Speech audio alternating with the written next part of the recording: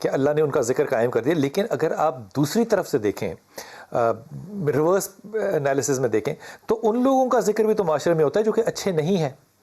تو پھر اگر اللہ نے ذکر قائم کرنے کی یہ شرط رکھی تو ان کا تعلق اعمال سے ہے یا کمال سے ہے, کس چیز سے تعلق ہے؟ بسم اللہ الرحمن الرحیم. بلال بھائی میں چند باتیں ضرور کہنا چاہتا ہوں, اور چند باتیں جو آپ نے سوالات کیے ان کے بھی جزوی طور پہ جواب دوں گا, پھر اس سوال کی طرف آتا ہوں.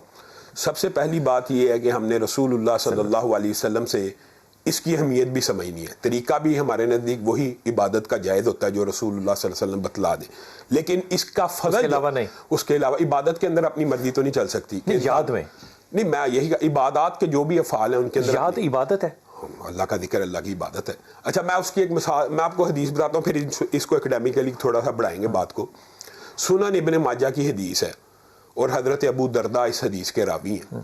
رسول اللہ صلی اللہ علیہ وسلم نے پوچھا کہ میں تمہیں کوئی ایسا عمل بتاؤں جو تمہارے رب کے ہاں بڑا قیمتی ہے, فرشتوں کے ہاں بڑا بلند ہے.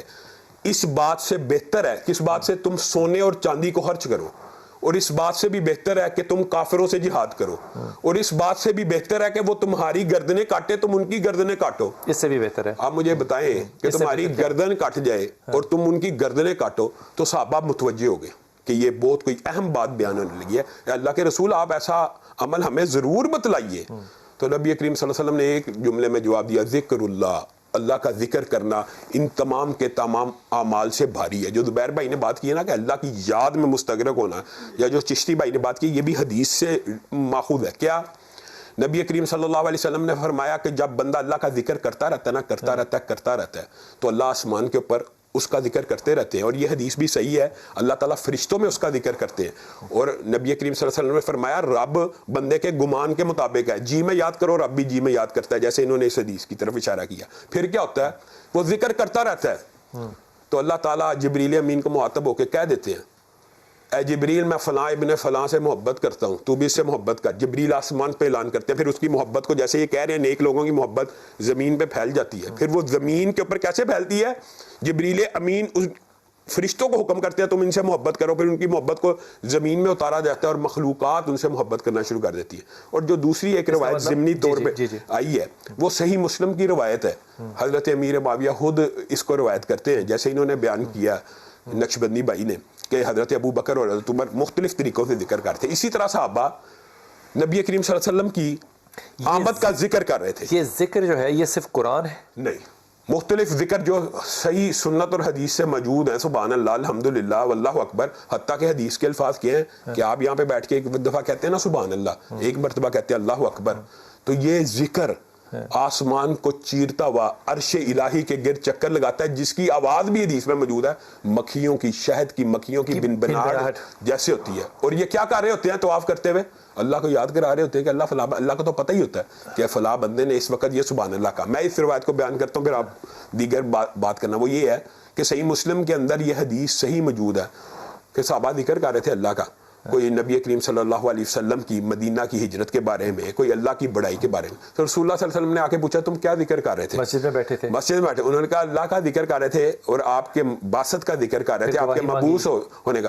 تو رسول اللہ صلی اللہ علیہ وسلم نے کہا میں نے اس لیے نہیں پوچھا کہ مجھے تمہارے پہ یقین نہیں, میں اس لیے پوچھتا ہوں کہ آسمان سے جبریل آئے ہیں اور آ کے کہتے ہیں کہ اللہ رب العزت عرش کے اوپر اس مجلس کے اوپر فخر کر رہا ہے کہ یہ مجلس. اور پیغام کیا دے رہا ہے؟ میں وقفہ لوں گا. پیغام کیا اللہ تعالیٰ دے رہا ہے؟ کہہ رہے ہیں اس کو بتا دو جا کے کہ جو میں نے محفل ان کی آسمان پہ لگائی ہے وہ تمہاری محفلوں سے بہتر ہے. سکتے ہیں ٹھیک, صرف کتاب کو ہاتھ لگانا. بلال بھائی اس کے اوپر بھی اصل میں نا علماء میں اختلاف موجود ہے. جو ایک بچہ حفظ کر رہا ہے وہ ہر وقت وضو میں ہوگا؟ نہیں, حفظ تو ہو ہی نہیں سکتا. اس لیے یہ جو بات ہے نا کہ یہ جو خبر ہے بنیادی طور پہ جس کو حکم مانا گیا بعض طبقات کے ہاں, قرآن پاک کو, میں آپ کو اس کی ایک دلیل دیتا ہوں. قرآن پاک کو بغیر وضو کے بھی آپ پڑھیں گے اور ہر حالت میں پڑھیں گے. اگر زبانی قرآن کی کتاب کی صورت میں لوگوں کے پاس پکڑ سکتے, اگر کوئی وضو کے بغیر آپ قرآن پڑھ سکتے ہیں, اس میں کوئی مسئلہ نہیں ہے. البتہ چند علماء کا یہ موقف ہے کہ قرآن پاک کو وضو کے ساتھ ہاتھ لگانا چاہیے. لیکن میں ایک سوال یہ کرتا ہوں, جو حالت جنابت کی حدیثیں ہیں کہ جب انسان اس حالت میں بیوی کے پاس ہے, اس کے بعد جو دعا پڑھنی ہے وضو کہاں سے گیا؟ وہ تو حالت جو تو تیسری حالت ہے وہ ایسی, یعنی غسل ہی واجب, وہ غسل واجب کے اوپر بھی اللہ کا ذکر ہوتا ہے, اللہ کے نام کے ساتھ ہوتا ہے. بنیادی طور پہ جو آپ نے سوال اٹھایا, میں اس کے اندر یہ جیسے رائے دی ہے انہوں نے, میں اس میں یہ رائے دیتا ہوں بلال بھائی, بنیادی طور پہ جو عبادات ہوتی ہیں وہ توقیفی ہوتی ہیں. عبادت وہی عبادت ہے جو وہی سے ثابت ہے. ایک بندہ یہ سوچے کہ میں مغرب کی 4 رکعتیں پڑھ لوں گا, چوتھی رکعت پڑھے گا نا تو پچھلی 3 بھی ضائع ہیں. یہ نہیں کہ صرف چوتھی ضائع ہوگی, پچھلی 3 بھی قبول نہیں ہونی. تو بنیادی طور پہ جو آپ نے جن طبقات کی طرف اشارہ کیا نا, جب تک وہ شریعت کے دائرے میں ذکر کرے ہمیں کوئی اعتراض نہیں. لیکن ایک بندہ اٹھ کے بھنگڑے ڈال کے ناچ گانے گا کے اور اپنے آپ کو یہ ظاہر کرے کہ مجھے بجلی کا کرنٹ لگ رہا ہے, اور اس نے پورے دن میں ایک نماز نہیں پڑھی, جیسے انہوں نے ابھی بات کی. آپ اس سے بھی متفق نہیں ہے کہ میرے اوپر کچھ وجد آ رہا ہے اور میں اس کو آگے سے ٹرانسفر کروں اور سامنے والے شخص میں یہ کہتا ہوں یہ غیر شرعی کام ہے. یہ موسیقی کے اوپر, یہ بھنگڑوں کے اوپر, یہ ناچ گانا نہیں ہے اس میں کوئی بھی ہے. میں نے خود دیکھی ہے کئی ایسے ٹرانسفر ہوتا تو اللہ کے نبی سب سے پہلے دور سے ٹرانسفر کرتے. دوسری بات یہ بلال بھائی, جیسی انہوں نے کتنی خوبصورت بات کی, حالانکہ یہ خود چشتی سلسلے سے, ایک بندہ شریعت کا پابند نہیں, 5 نمازیں نہیں پڑھتا, آپ کے خیال میں اس کو ذکر آخرت میں فائدہ دے سکتا ہے؟ دنیا میں شاید اس کو کچھ فائدہ مل جائے اس ذکر کے بدلے میں, لیکن جو بندہ نماز ہی نہیں پڑھ رہا, جو بندہ فرائض پورے نہیں کر رہا, جیسے میں صرف ذکر پہ رہنا چاہتا ہوں. یہ فرمائیے کہ تسبیح ایجاد بڑی بعد میں ہوئی ہے, لیکن بلال بھائی تسبیح دیکھیں, تسبیح ہے برائے گنتی, تسبیح برائے گنتی ہے. گنتی صحابہ سے ثابت ہے, نبی کریم سے ثابت ہے. کیسے؟ انگلیوں پہ. ہاں تو اس کا مطلب ہے گنتی, یہ جو خانے ہیں یہ گنتی کے قائم مقام. اگر انگلیوں پہ پڑھیں تو زیادہ ثواب ہے, یہ زیادہ ثواب ہے. لیکن اگر اس کو دانوں پہ پڑھیں تو پھر وہ گنتی ہے, وہ گنتی ہے, وہ صرف گنتی ہے. تو نہیں کہیں گے نا, نہیں وہ گنتی ہے. گنتی کے دیکھیں کاؤنٹنگ کے اوپر کس نے بدعت کا فتویٰ لگایا؟ بدعت ہم اس چیز کو کہتے ہیں کہ جو عبادت کا ایسا طریقہ ایجاد کیا جائے جو رسول اللہ صلی اللہ علیہ وسلم نے نہیں بتلایا, صحابہ نے ہم تک نہیں پہنچایا.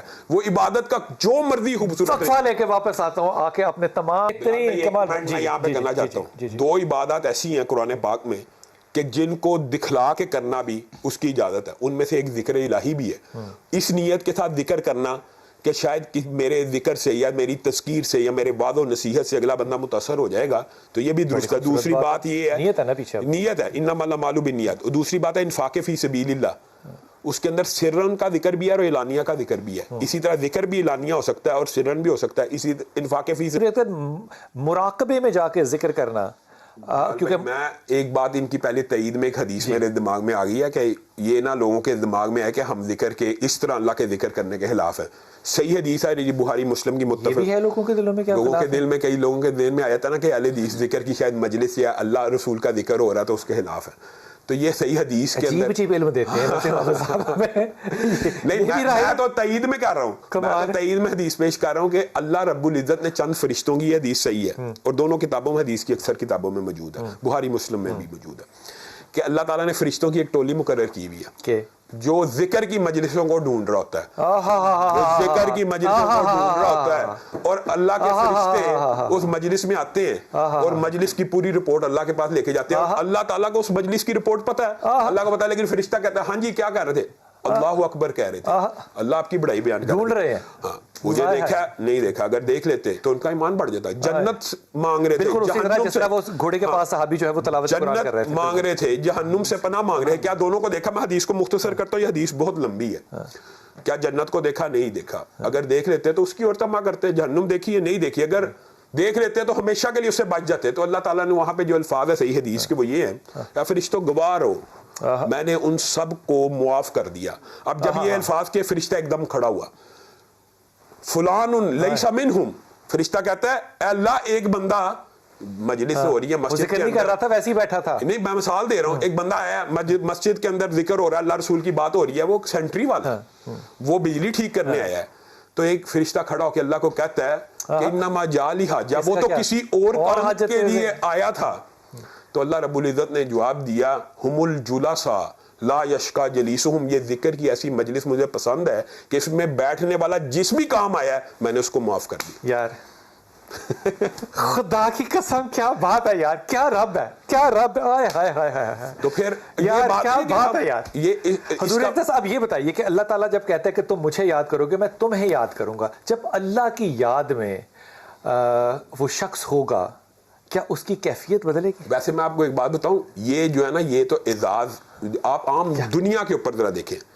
اگر کوئی آپ کو یہ مثال دے آپ کو کہ بلال بھائی آپ کا ذکر آئی جی پنجاب صاحب کر رہے تھے, آپ کے دل میں ایک مسرت ہوگی, عمران خان صاحب کر رہے تھے, اور اگر آپ کے دل میں آئے جو بائیڈن نے آپ کا ذکر کیا تو آپ کے دل میں مسرت ہوگی. تو اس بندے کی خوشی کا کیا کہنا جس کو یہ پتہ ہو میرا رب مجھے یاد کر رہا ہے. اور خوشی کا اظہار اگر آنسوؤں سے ہو جائے تو بغیر کسی وجہ یہ سے، تو اللہ تعالیٰ کے سامنے جھکنا، اللہ کی یاد میں مستغرق رہنا، آنسوؤں کا تڑکا لگانا. آنسو اگر نکلتا ہے وہ زمین میں گرتا، بعد میں ہے پہلے اللہ مغفرت فرما گناہ معاف فرما دیتا ہے زندگی کے بلکہ ساتھ. حدیث صحیح کے اندر یہ الفاظ ہیں کہ اس کو اللہ تعالیٰ جہنم میں ہی نہیں ڈالے گا جس کے آنسو زمین پہ گر گئے. اللہ کے خوف سے، اللہ کی یاد میں آنسو اگر آنکھ سے نکلتا ہے زمین پہ گرتا، بعد میں ہے. آپ یہ باتیں کر رہے ہوتے نا تو وہ دل میں نا وہ اچکنا ہوتی.